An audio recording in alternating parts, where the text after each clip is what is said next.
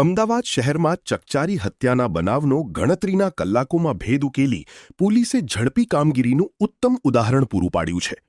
ગઈ 22 એપ્રિલ 2026ની રાત્રે આશરે 10:30 વાગ્યે જુહાપુરા વિસ્તારમાં આવેલ આયશા મસ્જિદ પાસે મોહમ્મદ સાલેક ઇમિતિયાજ શેખ પર 3 ઈસમોએ જાહેરમાં છરી વડે જીવલેણ હુમલો કર્યો હતો.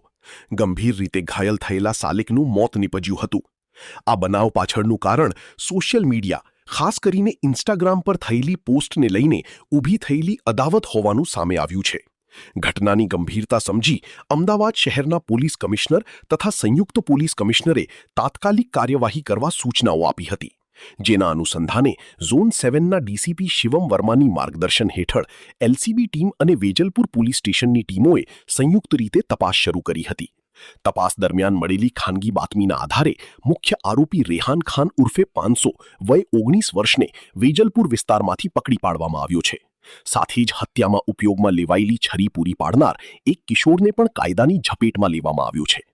આ કેસમાં અન્ય 2 આરોપી ફૈસલ ઉર્ફે પચી અને ફૈસાન ઉર્ફે ફૈજુ હાલ ફરાર છે, જેને ઝડપી પાડવા માટે પોલીસની કામગીરી ચાલુ છે.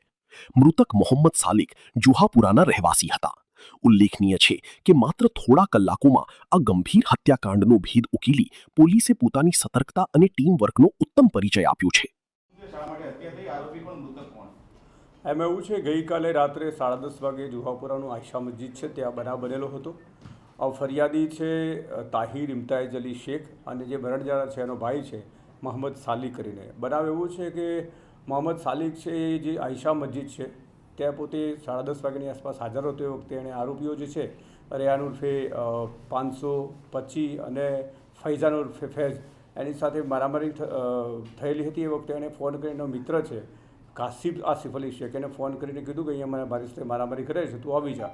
એટલે એનો મિત્ર ત્યાં ગયો તો આ લોકોની સાથે મારામારી કરતા હતા. એ દરમિયાન જે ફૈઝાન ઉર્ફે ફૈઝ છે એ રેહાન ઉર્ફે 500 ને પચી હતા અને એમાં પચીએ પોતાની પાસેથી છરી કાઢી અને જે રૈયાન ઉર્ફે 500 છે એને આપતા એણે જે મરણ જનાર છે એને પડખામાં છરીનો ઘા કરતા પછી જે સાહેબ છે એને છરીથી ઈજા કરેલી અને ઈંટ મારેલી એવી ઈજાઓ કરેલા. દરમિયાન લોહી લુહાણ થઈ જતા આરોપીઓ ભાગી ગયેલા અને પછી 108માં સારવાર માટે જે મરણ જનાર છે એ મોહમ્મદ સાલિકને લઈ ગયા, જેઓ સારવાર દરમિયાન એનું મરણ ગયેલું હતું.